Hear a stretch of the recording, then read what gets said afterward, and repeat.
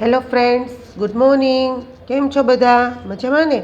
ચાલો આજે આપણે standard 7 subject English grammar chapter number 3 the simple past tense start કરીશું. Chapter number 3 the simple past tense. Simple એટલે સાદો, પાસ્ટ એટલે ભૂતકાળ ને ટેન્સ એટલે કાળ. સિમ્પલ પાસ્ટ ટેન્સ એટલે કે સાદો ભૂતકાળ.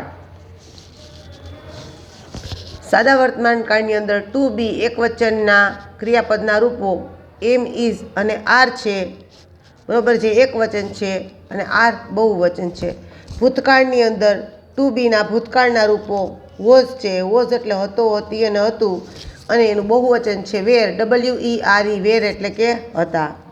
આપણે વર્તમાન કાળ શીખી ગયા. વર્તમાન કાળમાં ટુ બીના રૂપો પણ શીખી ગયા. સિંગ્યુલર અને પ્યુરલ પણ શીખી ગયા. સર્વનામને ઇંગ્લિશમાં પ્રોનાઉન્સ કહેવાય. સર્વનામ કોને કહેવાય એટલે કે પ્રોનાઉન્સ કોને કહેવાય. વર્બ એટલે કે ક્રિયાપદ, વર્બ કોને કહેવાય. આ બધું જ આપણે ફર્સ્ટ ચેપ્ટરની અંદર શીખી ગયા. હવે આપણે નવો કાળ એટલે કે સિમ્પલ પાસ્ટ ટેન્સ એટલે કે ભૂતકાળ શરૂ કરવા જઈ રહ્યા છીએ. તો ભૂતકાળની અંદર ટુ બીના ભૂતકાળના એક વચનના રૂપ વોઝ અને બહુવચનનું રૂપ વેર છે. વોઝનો અર્થ થાય હતો, હતી અને હતું, અને વેરનો અર્થ થાય હતા. એવી રીતના જેમ આપણે ટુ હેવના વર્તમાન કાળના રૂપો શીખ્યા એ જ પ્રમાણે આપણે ટુ હેવના ભૂતકાળના રૂપો શીખીશું. હેવ અને હેઝ એ વર્તમાન કાળનું રૂપ છે. હેવ અને હેઝનું ભૂતકાળનું રૂપ થાય છે હેડ. હેવ અને હેઝનો અર્થ થાય છે ની પાસે હોવું, અને હેડનો અર્થ થાય છે કે ની પાસે હતું. વર્તમાન કાળની અંદર હેવ અને હેઝ એનો અર્થ થાય ની પાસે હોવું. તેનું ભૂતકાળનું રૂપ છે હેડ. હેડ એટલે ની પાસે હતું.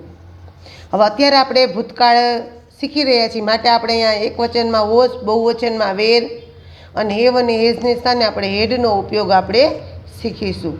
ત્યારબાદ આપણે WH વાળા ક્વેશ્ચન વાક્યો બનાવવા માટે આપણે વર્તમાન કાળની અંદર આપણે ડુ અને ડઝનો ઉપયોગ કરતા હતા કે ડુ એટલે કરવું. હવે તો ડુ અને ડઝનું ભૂતકાળનું રૂપ થશે ડીડ. ડુ એટલે કરવું અને ડીડ એટલે કર્યું. વિદ્યાર્થી મિત્રો, દરેક વિદ્યાર્થી મિત્રોએ આ કોષ્ટક છે એ લર્ન કરવાનો છે અને આ કોષ્ટકને યાદ રાખવાનું છે. ત્યારબાદ ભૂતકાળના નિયમિત ક્રિયાપદો અને અનિયમિત ક્રિયાપદો. નિયમિત ક્રિયાપદોમાં તો ફિક્સ છે કે એની પાછળ ઈડી લાગે એટલે તમને યાદ રહી જાય, પણ ભૂતકાળના અનિયમિત રૂપો છે તે તમારે ખાસ યાદ રાખવા પડશે. કેમ કે જો તમને એ જ નહીં આવડે તો આગળ તમને આ ચેપ્ટર આવડશે નહીં.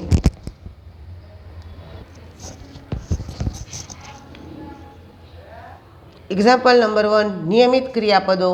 તો કે નિયમિત ક્રિયાપદો કોને કહેવાય? તો કે હવે આપણે નિયમિત ક્રિયાપદોના ભૂતકાળના રૂપો આપણે શીખવાના છીએ કે ક્રિયાપદના ટુ સિવાયના મૂળ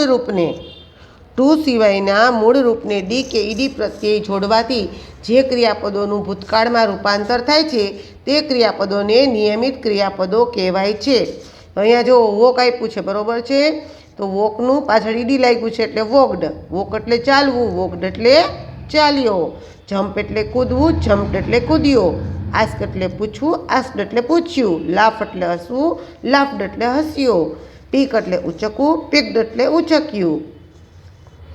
થેન્ક એટલે આભાર માનો, થેન્કડ એટલે કે આભાર માન્યો. વોચ એટલે જોવું, વોચડ એટલે જોયું. હેલ્પ એટલે મદદ કરવી, હેલ્પડ એટલે કે મદદ કરી. ઓપન એટલે ખોલવું, ઓપન્ડ એટલે કે ખોલ્યું. લવ એટલે ચાહવું, લવડ એટલે ચાહ્યું. ડાન્સ એટલે નાચવું, ડાન્સડ એટલે કે નાચ્યું. લુક એટલે જોવું, લુકડ એટલે જોયું. રીચ એટલે પહોંચવું, રીચડ એટલે પહોંચ્યો. સાઉટ એટલે બૂમ પાડવી, સાઉટેડ એટલે કે બૂમ પાડી. સ્કોર એટલે કે રન કરવા અને સ્કોર્ડ એટલે કે રન કર્યા. પછી સેવ એટલે બચાવવું, સેવડ એટલે બચાવ્યું. પ્લે એટલે રમવું, પ્લેડ એટલે રમ્યા. વેલકમ એટલે સ્વાગત કરવું, વેલકમ્ડ એટલે કે સ્વાગત કર્યું. તો વિદ્યાર્થી મિત્રો, આ બાજુના છે એ વર્તમાન કાળના રૂપો છે, આ ઈડીવાળા છે તે બધા ભૂતકાળના રૂપો છે. તો તમે જોયું બધામાં શું કોમન છે? તો કે બધામાં ઈડી પ્રત્યે લાગેલ છે. માટે આને કેવા રૂપો કહેવાય? તો કે આને ભૂતકાળના નિયમિત રૂપો કહેવાય. પણ જો ક્રિયાપદને અંતે વાય હોય, અને તેની આગળ વ્યંજન હોય, એટલે કે વાયની આગળ વ્યંજન હોય, તો તે વાયનો આય કરી અને ઈડી પ્રત્યે લાગે છે. હવે આ તમને એક્ઝામ્પલ આપ્યું છે, એક્ઝામ્પલમાં જુઓ તમને શું આપ્યું છે તો કે CRY ક્રાય આપ્યું છે. હવે ક્રાયમાં જુઓ પાછળ શું છે તો કે વાય છે. શું છે? વાય. અને વાયની આગળ આર છે એ શું છે તો કે તે વ્યંજન છે. હવે આપણે અગાઉ શીખી ગયા છીએ કે સ્વરને ઇંગ્લિશમાં વોવેલ્સ કહેવાય, વ્યંજનને ઇંગ્લિશમાં કોન્સોનન્ટ્સ કહેવાય, બરાબર છે. પણ હું આવી ભાષા મારે વાપરવી પડે, કારણ કે જો હું એમ કહું બરાબર કે વ્યંજન પ્લસ વાય, તો ઘણા વિદ્યાર્થીઓને એ પણ ખબર ના હોય કે વ્યંજન કોને કહેવાય, તો તમને આ સમજાય નહીં. માટે ABCDની અંદર કુલ 2 વિદ્યાર્થી મિત્રો 26 આલ્ફાબેટ છે. 26માંથી A, E, I, O, U આ 5 છે તે સ્વર એટલે કે વોવેલ્સ છે. એ સિવાયના જે 21 આલ્ફાબેટ્સ છે બરાબર છે તેને વ્યંજન કહેવાય, ઇંગ્લિશમાં તેને કોન્સોનન્ટ્સ કહેવાય. એટલે કે જ્યારે વ્યંજન પ્લસ વાય હોય ત્યારે વાય કાઢી નાખવાનો અને વાયની જગ્યાએ શું મૂકવાનું તો કે આઈ મૂકવાનું અને પછી ઈડી મૂકવાનું, એટલે ક્રાયનું ક્રાઇડ. એવી જ રીતના અહીંયા જો ટ્રાય આપ્યું છે. શું આપ્યું છે? ટ્રાય. ટ્રાયમાં વાયની આગળ શું છે? આર છે. આર છે એ શું છે તો કે વ્યંજન છે, માટે એને શું કહેવાય? વ્યંજન પ્લસ વાય કહેવાય. તો જ્યારે વ્યંજન પ્લસ વાય હોય ત્યારે વાયને આપણે દૂર કરવાનો અને તેની સ્થાને આપણે આઈ મૂકી અને પછી ઈડી પ્રત્યય લગાડવાનો. ટ્રાય એટલે પ્રયત્ન કરવો, ટ્રાઇડ એટલે કે પ્રયત્ન કર્યો. ક્રિયાપદને અંતે વ્યંજન હોય અને તેની આગળ A, E, I, O, U આ 5માંથી કોઈ પણ એક સ્વર હોય તો છેલ્લો વ્યંજન બેવડાવી અને ઈડી પ્રત્યે લાગે છે. હવે આ નિયમ નંબર 3 એટલે કે આ નિયમ 3જો આવ્યો આપણે. હવે આ પણ તમારે ખાસ શીખવાનું છે.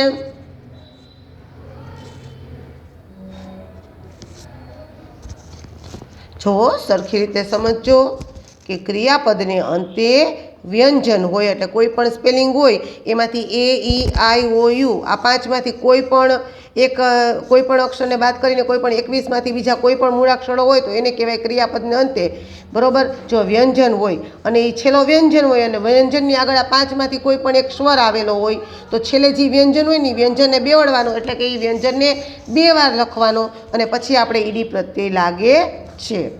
હવે આપણે તેના એક્ઝામ્પલ જોઈએ. અહીંયા જો STOP સ્ટોપ આપેલું છે.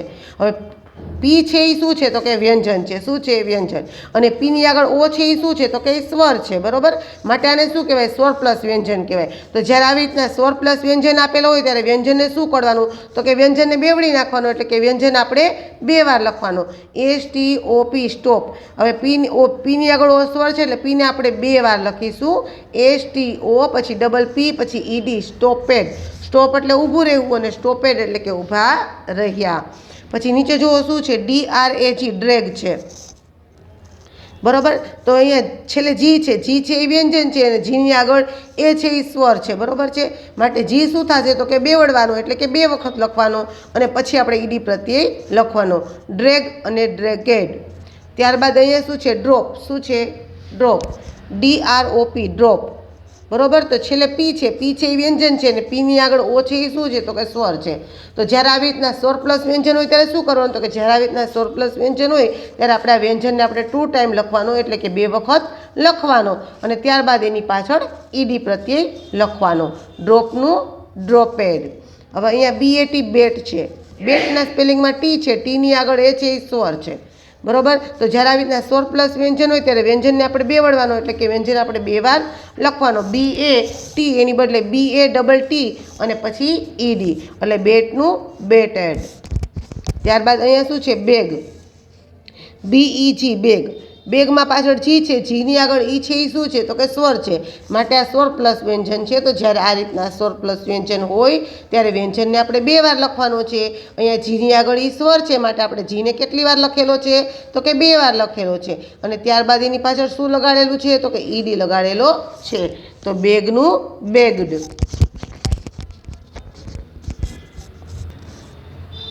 હવે આપણે નિયમિત રૂપો જોઈ ગયા.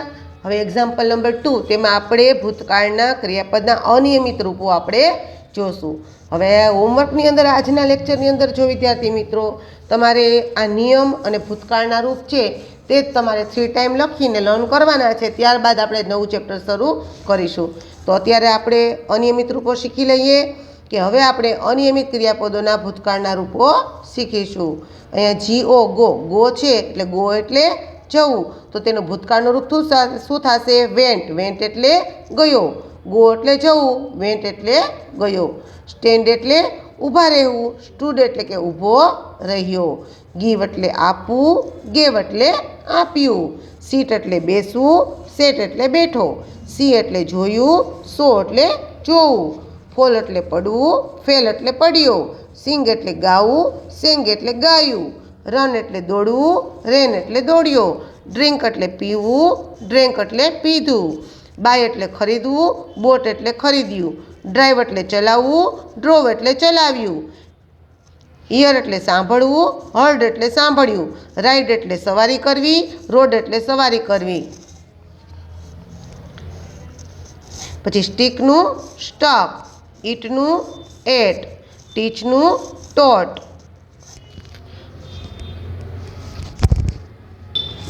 ફરી વાર રિપીટ કરું છું, દેખાતું નહોતું તમને નીચે એટલે.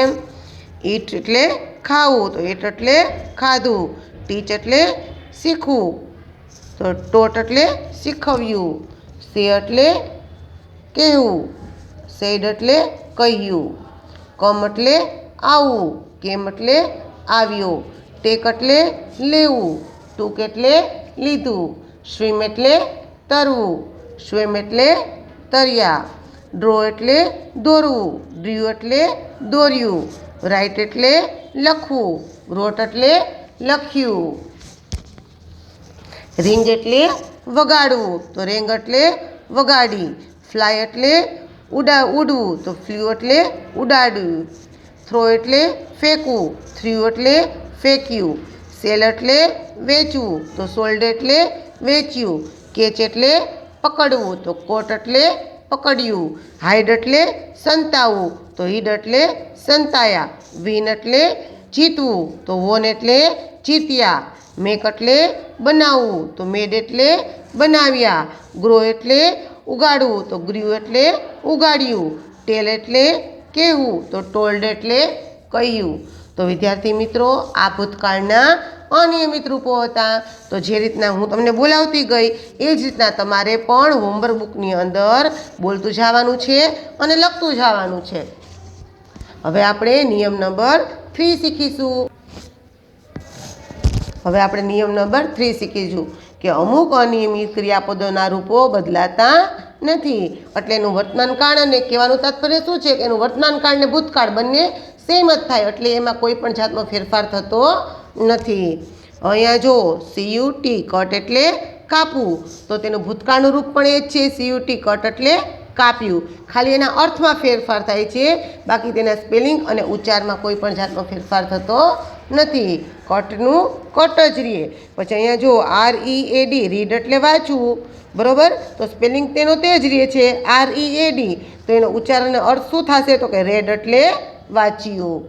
ત્યારબાદ અહીંયા PUT પુટ એટલે મૂકવું, અને PUT પુટ એટલે મૂક્યું. પછી SHUT શટ એટલે બંધ કરવું, અને SHUT શટ એટલે બંધ કર્યું. તો સ્કટ, પુટ, રીડ અને શટ આ ચારે ચાર સ્પેલિંગ એવા છે કે તે વર્તમાનકાળ હોય કે ભૂતકાળ હોય તેમાં કોઈ પણ જાતનો ફેરફાર થતો નથી. હવે આપણે સિમ્પલ પાસ્ટ ટેન્સના પ્રશ્નો અને ઉત્તરો જોશું. આપણે વર્તમાનકાળની અંદર WH વાળા ક્વેશ્ચન જોઈ ગયા, એ જ રીતના આપણે હવે ભૂતકાળમાં પણ આપણે WH વાળા ક્વેશ્ચન અને તેના આન્સર જોશું. તો નિયમ નંબર 1 કે હુ કટ ધ એપલ્સ. હુ એટલે કોણે, કટ એટલે કાપ્યું, એપલ્સ એટલે સફરજનો. બરાબર, સફરજન કોણે કાપ્યા? તો હુની જગ્યાએ શું આવી ગયું તો કે સમીર આવી ગયું. સમીર કટ ધ એપલ્સ એટલે સમીરે સફરજન કાપ્યા. Example number 2. હવે જો જેમ આપણે સાદા વર્તમાનકાળની અંદર WH વાળા ક્વેશ્ચન બનાવતા હતા ત્યારે આપણે, અને એ તો તમને લોકોને ખ્યાલ જ છે કે હું વાળું વાક્ય બનાવીએ ત્યારે તે વર્તમાનકાળનું હોય તો પણ ભલે, ભૂતકાળનું હોય તો પણ ભલે, અને ભવિષ્યકાળનું હોય તો પણ ભલે. બરાબર છે, તેમાં માત્ર ને માત્ર નામના સ્થાને હું લાગે છે. એ સિવાયનો વાક્યની અંદર કોઈ પણ જાતનો ફેરફાર થતો નથી. પણ WHAT વોટ હોય, વેર હોય, વેન હોય કે વિચ હોય, બરાબર, તેની સાથે વર્તમાનકાળની અંદર એક વચન હોય તો ડઝ અને બહુવચન હોય તો ડુ, અને ભૂતકાળની અંદર વોટ, વેર, વેન કે વિચ કે વાય હોય તો તેની સાથે ડીડનો ઉપયોગ થાય છે, અને ભવિષ્યકાળની અંદર વિલનો ઉપયોગ થાય છે. અત્યારે આપણે ભૂતકાળ શીખીશું માટે આપણે અહીંયા ડીડનો ઉપયોગ શીખીશું. હવે વોટ છે તો વોટ સાથે શું આવશે તો કે did. What did the girls draw.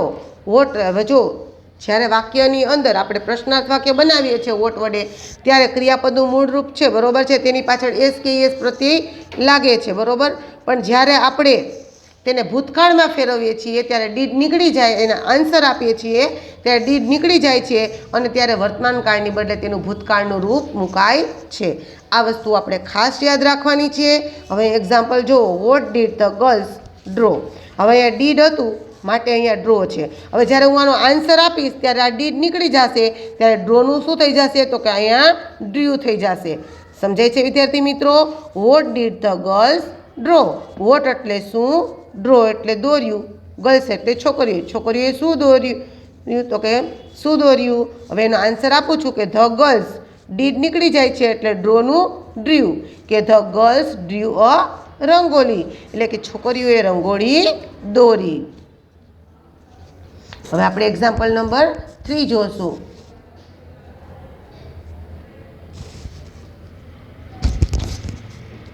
Example number 3 કે વેર ડીડ પવન ગો. વેર એટલે ક્યાં, ગો એટલે ડીડ છે એટલે ગયો, બરોબર, નહીંતર ગો એટલે જવું થાય. પવન એટલે પવન, પવન ક્યાં ગયો, બરોબર. હવે આ ડીડ નીકળી જશે એટલે અહીંયા ગોનું શું થઈ જશે, વેન્ટ થઈ જશે. શું થઈ જશે, વેન્ટ. પણ જો યાદ રાખજો કે જ્યારે આપણે આન્સર આપીએ છીએ ત્યારે, બરોબર, જ્યારે વેર કે વોટ વડે પ્રશ્ન ગમે ત્યારે પૂછવામાં આવે અને આપણે એનો આન્સર આપવાનો આવે ત્યારે ડીડ નીકળી જાય અને વર્તમાનકાળનું ભૂતકાળ થઈ જાય. અને જ્યારે આન્સરમાંથી ક્વેશ્ચન બનાવવાનો હોય ત્યારે આપણે ડીડ લગાડીએ છીએ ત્યારે ભૂતકાળનું વર્તમાનકાળ થઈ જાય છે. એટલે પવન, ગોનું શું થઈ જશે, વેન્ટ. પવન વેન્ટ ટુ સુરત, એટલે કે પવન સુરત ગયો. હવે આપણે એક્ઝામ્પલ નંબર 4 જોશું. When did Amar play football. When એટલે ક્યારે, અમર એટલે અમર, પ્લે એટલે રમ્યો, ફૂટબોલ એટલે ફૂટબોલ. અમર ફૂટબોલ ક્યારે રમ્યો, બરોબર. તો ઓન સન્ડે એટલે કે તે રવિવારે રમ્યો. ડીડ નીકળી જશે માટે પ્લેનું શું થઈ જશે, પ્લેડ થઈ જશે. શું થઈ જશે, પ્લેડ, કે Amar played football on Sunday. Amar played football on Sunday. Amar એટલે અમર, પ્લેડ એટલે રમ્યો, ફૂટબોલ એટલે ફૂટબોલ અને સન્ડે એટલે કે રવિવારે. અમર રવિવારે ફૂટબોલ રમ્યો. હવે આપણે એક્ઝામ્પલ નંબર 5 જોશું. Example number 5 did Tapan right a poem. કોઈ પણ વાક્યની શરૂઆતમાં હુ હોય, વોટ હોય, વેન હોય, બરોબર, કે ડુ હોય, ડીડ હોય, તો આપણે ત્યારે શું વાંચીએ છીએ તો કે શું. તપન એટલે તપને, રાઇટ એટલે લખી, પોયમ એટલે કવિતા. શું તપને કવિતા લખી. હવે આપણે આનો આન્સર આપવાનો છે તો કે યસ અને નોમાં આપવાનો છે. શેમાં આપવાનો છે, યસ અને નોમાં. તો યસમાં આન્સર આપીએ છીએ, બરોબર. ડીડ નીકળી જાય છે માટે રાઇટનું વ્રોટ થઈ જશે કે yes he wrote a poem, કે હા તેણે કવિતા લખી. અથવા તો યસ હી ડીડ. આ શોર્ટ કહેવાય, આ ફૂલ આન્સર કહેવાય. શોર્ટમાં ખાલી માત્ર એટલું જ આવશે કે યસ હી ડીડ, એટલે કે હા તેણે લખી. હવે નોમાં આન્સર આપીએ છીએ ત્યારે ડીડનું શું થઈ જશે તો કે ડીડન્ટ થઈ જશે. અને ડીડ આવે છે સાથે એટલે રાઇટનું રાઇટ જ રહેશે કે no he didn't write a poem, કે ના તેણે કવિતા લખી નથી. અથવા તો શોર્ટમાં લખીએ તો નો હી ડીડન્ટ, કે ના તેણે લખી નથી. હવે આપણે એક્ઝામ્પલ નંબર 6 જોશું. Example number 6 did the children enjoy. શું, ચિલ્ડ્રન એટલે બાળકોએ, એન્જોય એટલે કે મજા. શું બાળકોને મજા આવી તો કે યસ. ચિલ્ડ્રન બહુવચન હતું માટે અહીંયા ચિલ્ડ્રનની બદલે શું વપરાણું છે તો કે ધ્યેય વપરાણું છે કે યસ તે એન્જોયડ. ડીડ નીકળી ગયું એટલે એન્જોયનું એન્જોયડ થઈ ગયું, બરોબર. જો વ્યંજન પ્લસ વાય હોત તો વાયનો આઈ થાત, પણ અહીંયા સ્વર પ્લસ વાય છે એટલે ડાયરેક્ટ શું લાગી ગયું તો કે ઈડી લાગી ગયું, કે હા તેમને મજા આવી. અથવા તો યસ તે ડીડ, એટલે કે હા તેઓને મજા આવી, અથવા તો હા તેમને મજા આવી. પછી નોમાં આન્સર આપીએ છીએ તો no they didn't enjoy. Didn't આવ્યું માટે એન્જોયનું એન્જોય જ રહ્યું, કે નો ધે ડીડન્ટ enjoy એટલે કે ના તેમને મજા ન આવી અથવા તો નો તે didn't કે ના તેમને મજા ન આવી. તો વિદ્યાર્થી મિત્રો આજે આપણે ઇંગ્લિશ ગ્રામર ચેપ્ટર નંબર 3 તેની સમજૂતીનો ફર્સ્ટ લેક્ચર કમ્પ્લીટ થઈ ગયો. બરાબર. જો કાંઈ પણ ક્વેરી હોય, ન સમજાતું હોય તો મેસેજમાં જણાવો. નેક્સ્ટ લેક્ચરમાં તે ક્વેરી આપણે સોલ્વ કરીશું. અને આજના હોમવર્કની અંદર ખાસ વિડીયો લેક્ચરમાંથી જોઈ બરાબર છે ભૂતકાળના નિયમિત અને અનિયમિત રૂપો અને એના નિયમ જેટલું મેં આજે સમજૂતીમાં કરાવ્યું છે તે બધું 2 ટાઈમ હોમવર્ક બુકની અંદર કરવાનું રહેશે. અને નેક્સ્ટ લેક્ચરમાં હું તમને તેની એક્સરસાઇઝ કરાવીશ. ઓકે વિદ્યાર્થી મિત્રો, ફરી મળીશું. બાય. Thank you.